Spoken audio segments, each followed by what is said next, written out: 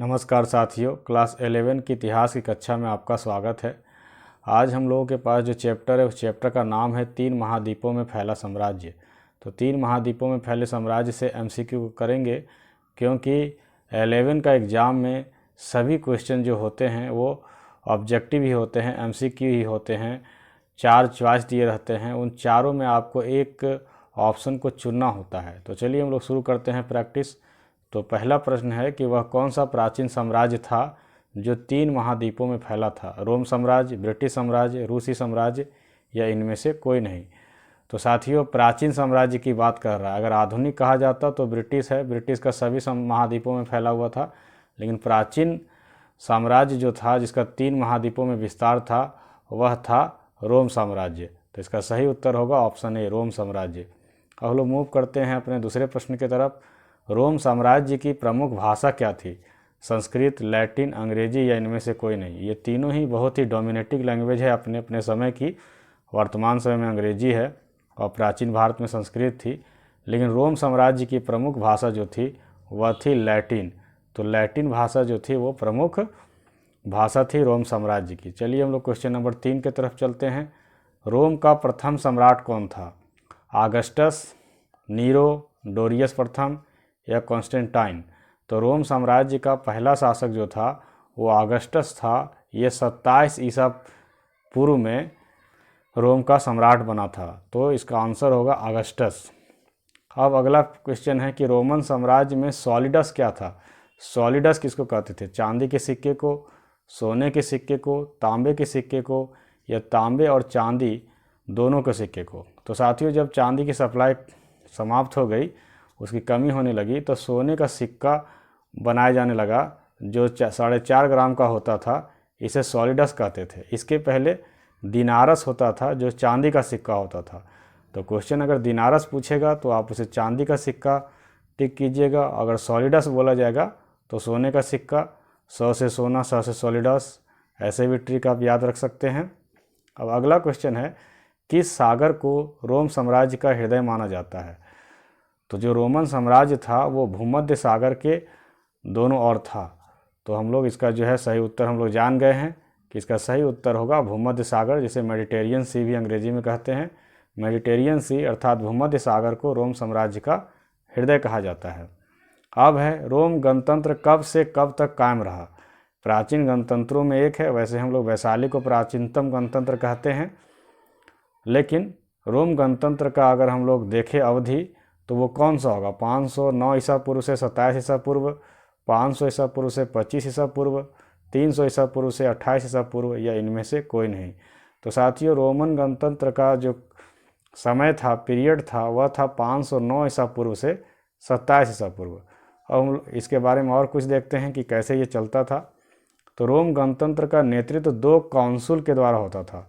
ये कौंसुल क्या थे? कौंसुल एक पदाधिकारी थे जिनका चुनाव जनता करती थी 1 वर्ष के लिए। लंबा कार्यकाल नहीं था, 1-1 वर्ष में इन कौंसुल का जो है बदली होता था, फिर से इन्हें चुनाव लड़ना पड़ता था। अब है, अल्टामीरा गुफा चित्र किस देश में मिला है? अल्टामीरा गुफा है जिसमें मनुष्य के हाथ और जंगली जानवरों के चित्र छपे हुए हैं। तो ये गुफा किस देश में है? पुर्तगाल में, ऑस्ट्रिया में, स्पेन में, और फिर से पुर्तगाल ही दे दिया गया है। तो बताइए कि यह किस देश में है? पुर्तगाल में है, ऑस्ट्रिया में है या स्पेन में है? तो साथियों, इसका सही उत्तर होगा ऑप्शन सी, स्पेन में अल्टामीरा की गुफा है। अगर पूछा जाए कि इसमें क्या है, तो इसमें मनुष्यों के हाथ और जंगली जानवरों के चित्र, अर्थात शिकार का चित्र इसमें दिखाया गया, शिकार करने का। अब चलिए हम 8वें क्वेश्चन की तरफ चलते हैं। ऑगस्टस का पहला नाम क्या था? ऑगस्टस जब वो सम्राट बना तब उसका नाम हुआ, लेकिन जन्म के समय उसका नाम क्या था? जूलियस सीजर, ब्रूटस, ऑक्टेवियन या इनमें से कोई नहीं। तो जूलियस सीजर जो था वो ऑगस्टस का मामा था और ऑगस्टस का दत्तक पुत्र था। जूलियस सीजर दत्तक पुत्र था। लेकिन अगर ऑगस्टस का पहले नाम की हम लोग बात करें तो जूलियस सीजर तो होगा ही नहीं, क्योंकि वो उसका मामा है। ब्रूटस भी नहीं है। ऑगस्टस का फर्स्ट नेम जो था साथियों वह था ऑक्टेवियन। तो इसका सही उत्तर होगा ऑप्शन सी।